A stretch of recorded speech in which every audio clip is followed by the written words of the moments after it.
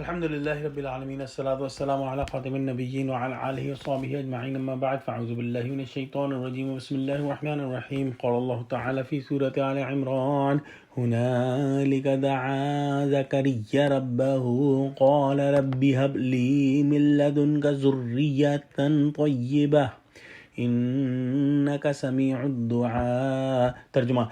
Then Zakaria prayed to his Rabb saying, "O my Rabb, grant me a pious child by your special favor. You are indeed the only hearer of all prayers." In the previous ayah we saw that Zakaria alayhi salam saw that Maryam alayhi salam had fruits without season.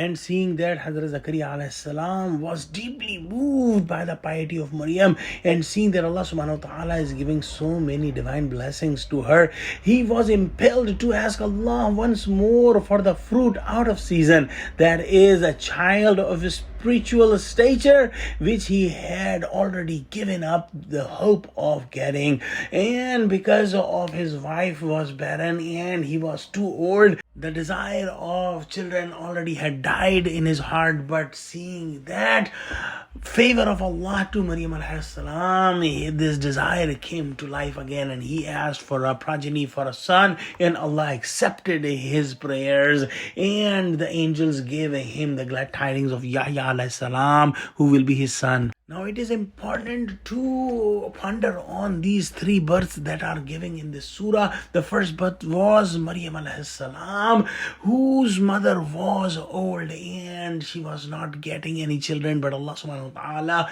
gave her the child when she sincerely asked. And we have seen this kind of example in around us, that couples try 20-30 years, even more, and then finally Allah give them children. And the second example here of Yahya alayhi salam, when Zakaria alayhi salam and his wife were extremely old, and in some narration Zakaria alayhi salam was more than 100 years old, and he asked for a child, and Allah gave him the child. In this world, if we see these days, if someone is around 100-year old and trying to get children, it appears close to impossible, but Allah made it possible for them. In the third example that we will study is the example of Jesus or Isa alayhi salam, who was born without the involvement of a father,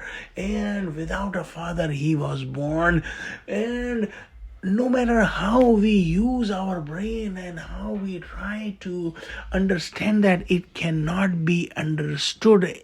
Only way to understand it and have the peace of heart on this birth is if we believe in the statement that Inna Allah ala kulli shayin qadir, that indeed Allah subhanahu wa ta'ala is able to do whatever he wills. Nothing, absolutely nothing is impossible for him.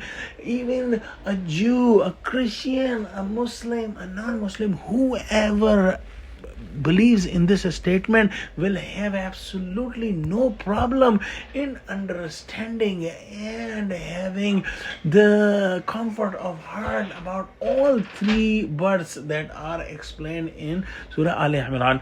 So let's pray that Allah subhanahu wa ta'ala give us true understanding of Quran, and let's pray that Allah subhanahu wa ta'ala make us among those who pray to Allah with sincere heart and full belief that Allah subhanahu wa ta'ala can fulfill our prayers and can grant us our wishes. Ameen. Wa akhiru da'wana alhamdulillahi rabbil alameen. Assalamu alaikum wa rahmatullahi wa barakatuh.